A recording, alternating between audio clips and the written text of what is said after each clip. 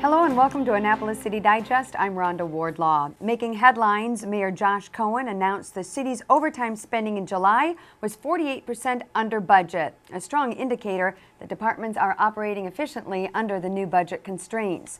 Now, of the $149,340 budgeted for overtime in July, city departments spent a combined $77,050. In order to promote greater transparency, the mayor posted the report on the city website. You can go to annapolis.gov and from there go to City Reports and Documents, then click on July Overtime Report. While transportation was the only department that exceeded its budgeted overtime amount, the administration has already proposed substantial cuts that will significantly reduce operating costs for transportation. The City Council is expected to act on those recommendations a bit later this month. Mayor Cohen pointed to reduced overtime figures for July as a sign that the city's budget, though strict, is achievable through sound management. Well, meanwhile, Annapolis and Anne Arundel County recently partnered to expedite an early revenue payment that will bolster the city's cash revenue. Anne Arundel County Executive John Leopold authorized an early payment of $875,000 in property tax revenue and other funds to the City of Annapolis. The money, which is normally paid out in the fall, will help keep the city up with expenses at a time when its cash reserves are depleted. Now, the $875,000 represents $750,000 of property tax revenue and $125,000 of the city profit share from the Eisenhower Golf Course. The mayor's priorities during this period are first, making payroll, second, make debt payments, and thirdly, pay all vendors. Based on the latest cash flow projections, the city is expected to make payroll through September and is current on its debt payments. While the city is scheduled to receive, by the way, the balance of that $17 million in property tax revenue by October from Anne Arundel County. As part of balancing the budget, city administrative offices as well as the Roger Pitt Moyer Community Recreation Center will be closed to accommodate 4 furlough days in the remaining months of 2010. Now, Mayor Josh Cohen determined that the most effective and efficient way to implement the furlough days was to connect the day to a scheduled holiday. The furlough day was already taken over the Labor Day holiday on September 3rd, with the remaining 3 days including Friday, November 12th, which is after Veterans Day, Friday, November 26th, the day after Thanksgiving, and Monday, December 27th, the first workday after the Christmas holiday.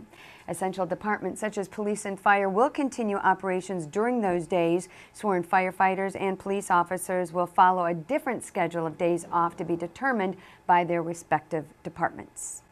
Well, we have 4 aging trees that were recently cut down in the historic district because of safety concerns. The declining trees were identified on Duke of Gloucester and Conduit Streets.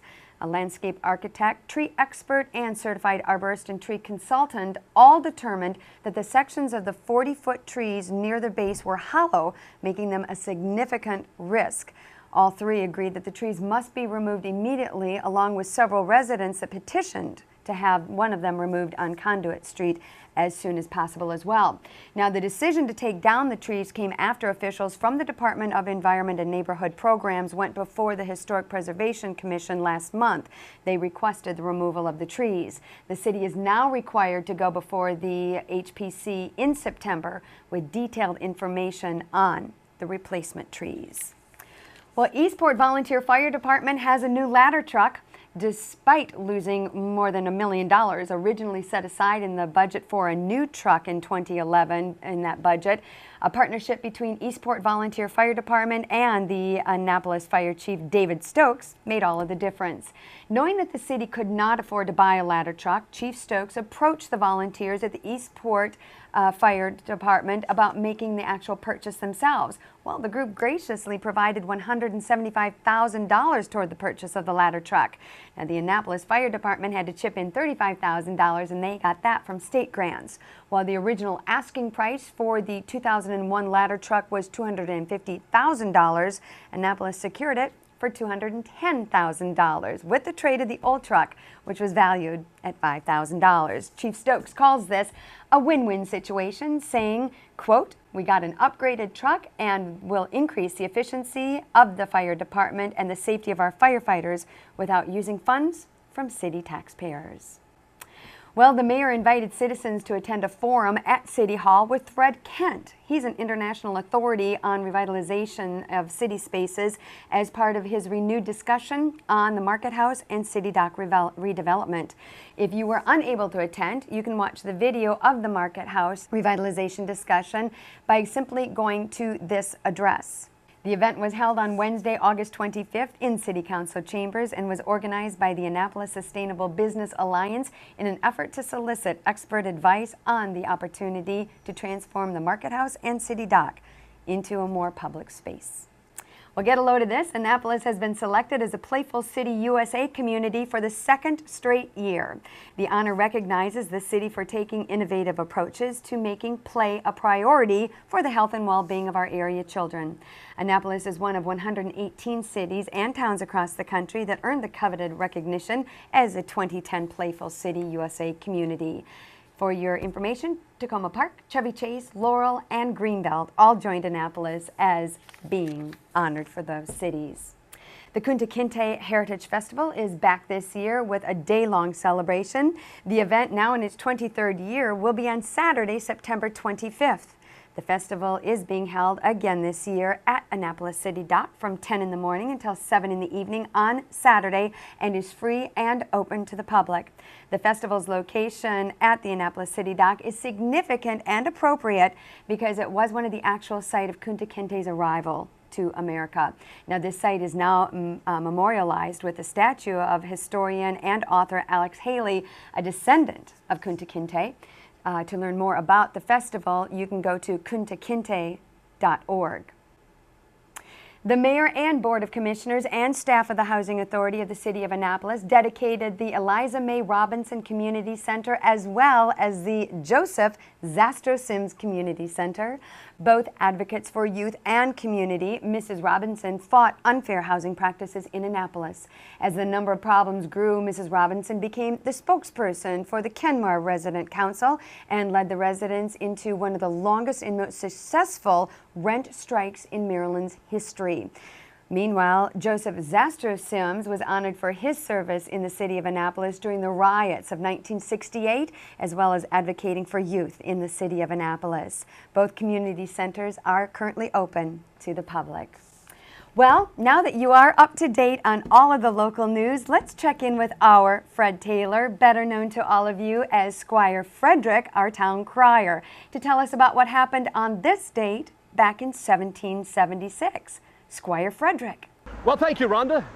And here's some news from the Gazette. The national news: the King has been pleased to order letters patent to be passed under the Great Seal of Great Britain, constituting and appointing Richard, Lord Viscount Howe, of the Kingdom of Ireland, and his brother, the Honourable William Howe, Esquire, Major General of His Majesty's forces, and General of His Majesty's forces in North America only, to be His Majesty's commissioners for returning peace to His Majesty's colonies and plantations in North America, and for granting pardons to such of His Majesty's subjects there, now in rebellion, as shall deserve the royal mercy. And an extract from a letter from Paris. Dr. Franklin, minister from the United States of America, had the honor of presenting to the King the medal struck here by order of the Commissioners of the Congress on occasion of the independence in their country. This medal will transmit to the remotest ages the epoch of one of the most remarkable revolutions in the history of mankind. And now, for our local news. Wanted to hire immediately a single man who understands waiting at table and can write a good hand. Such a person of good character may hear of a place where good encouragement will be given by applying to the printer hereof. On Monday last, arrived here the ship Harford, captained by Captain N. Richardson from London. She left England the 7th of June. In this ship came several passengers, among whom the late proprietor and the governor of Maryland. Okay, back to you, Rhonda. Thank you so much, Squire Frederick, and thank you all for joining us on this edition of Annapolis City Digest. You can watch this episode online anytime at annapolis.gov. Just click on Stay Connected on the right side of the page, then select City TV On Demand. Archived episodes are also available at acdigest.blip.tv, and you can subscribe to the free video podcast at iTunes. Until next time, I look forward to seeing you back here on Annapolis City Digest.